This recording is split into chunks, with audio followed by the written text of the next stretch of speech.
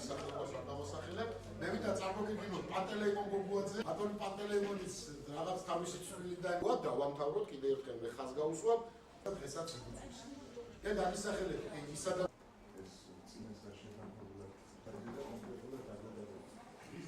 რა თქმა უნდა თელევიზიის რომ ოჯახი არჩინოს და თხილი ის ძარცვავს როგორც ანდრე იყო მიშას დროს ის ძარცვა ძალიან მოკრეფიდა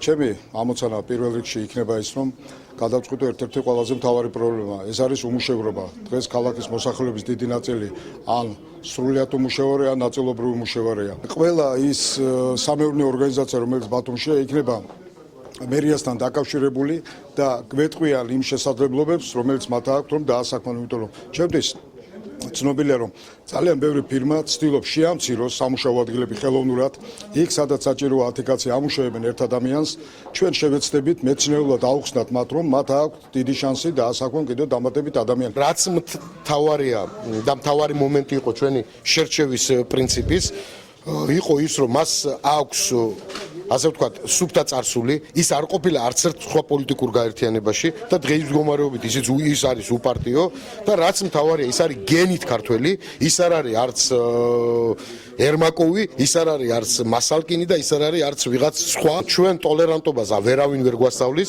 ძველი ბათუმის მაჟორიტარობის კანდიდატი ჩვენ გვყავს ეთნიკურად სომეხი, მაგრამ აქ არ არის მათზე საუბარი. ისინი ოდითგანვე ცხოვრობენ საქართველოში.